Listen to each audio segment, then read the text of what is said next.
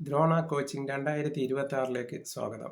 അപ്പോൾ ഈ ക്ലാസ്സിൽ നമ്മൾ പഠിക്കുന്നത് വൃക്കയെക്കുറിച്ചാണ്. കിഡ്നി.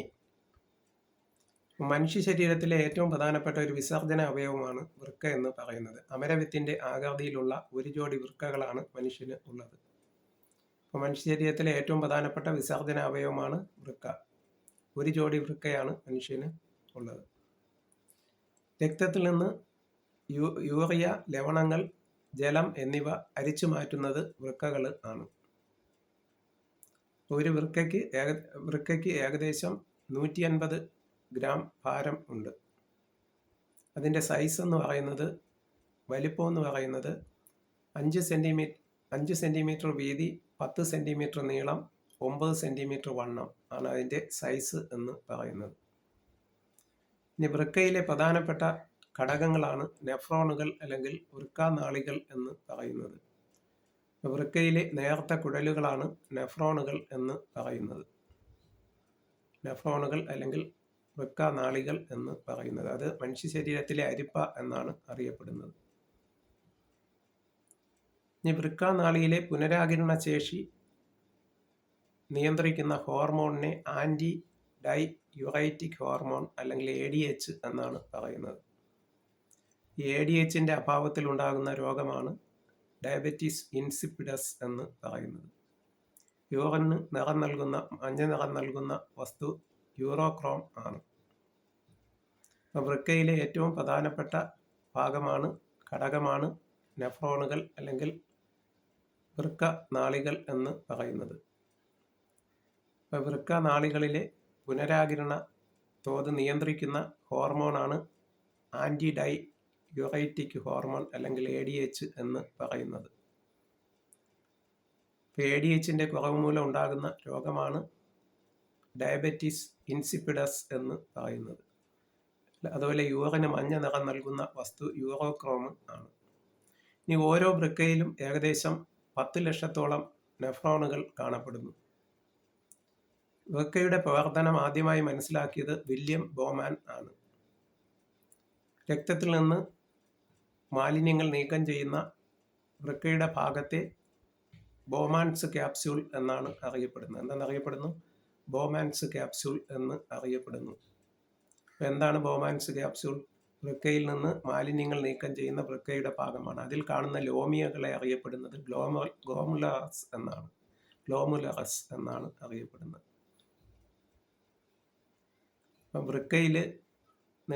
വൃക്കയിൽ നിന്ന് ആണ് യൂറിൻ വേർതിരിച്ച് വരുന്നത് നമ്മൾ മനസ്സിലാക്കി. അപ്പോൾ ഓരോ ആരോഗ്യവാനായ മനുഷ്യനും ഒരു ദിവസം ഏകദേശം 800 മുതൽ 2500 മില്ലി ലിറ്റർ വരെ യൂറിൻ പുറന്തള്ളപ്പെടുന്നു. ഒരു മനുഷ്യൻ ഒരു ദിവസം ഏകദേശം 800 മുതൽ 2500 മില്ലി ലിറ്റർ വരെ യൂറിൻ പുറന്തള്ളപ്പെടുന്നു. ഈ യൂറിനിലൂടെ ഏറ്റവും കൂടുതൽ പുറന്തള്ളപ്പെടുന്നത് സോഡിയവും പൊട്ടാസ്യവുമാണ്. സോഡിയം 6 ഗ്രാമും പൊട്ടാസ്യം 2 മുതൽ 3 ഗ്രാം വരെയുമാണ്. ഈ കാൽസ്യം ലവണങ്ങൾ അടിഞ്ഞുകൂടിയും യൂറിക് ആസിഡ് കട്ടിപിടിച്ചുമാണ് വൃക്കയിലെ കല്ല് ഉണ്ടാകുന്നത്. വൃക്കയിൽ കല്ല് രൂപം കൊള്ളുന്നത് ഇങ്ങനെയാണ്. കാൽസ്യം ഓക്സലേറ്റ് ആയ കാൽസ്യം ലവണവും അതുപോലെ യൂറിക് ആസിഡ് കട്ടിപിടിച്ച് അങ്ങനെയും കല്ലുകൾ രൂപം കൊള്ളാറുണ്ട്. സ്റ്റോൺ രൂപം കൊള്ളുന്നത് എങ്ങനെയൊക്കെയാണ്? കാൽസ്യം ഓക്സലേറ്റ് മുഖേനയും യൂറിക് ആസിഡ് കട്ടിപിടിച്ചുമാണ് മൂത്രത്തിൽ കല്ല് രൂപം കൊള്ളുന്നത്.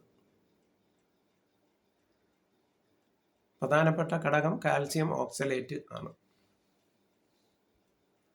ഇനി പറയുന്നത് കിഡ്നിയിലേക്ക് അല്ലെങ്കിൽ വൃക്കയിലേക്ക് രക്തം കൊണ്ടുവരുന്ന രക്തക്കുഴലുകൾ ഏതാണ്? റീനൽ ആർട്ടറി എന്നാണ് അറിയപ്പെടുന്നത്. വൃക്കയിൽ നിന്ന് രക്തം കൊണ്ടുപോകുന്നതിനെ റീനൽ വെയിൻ എന്നും പറയുന്നു.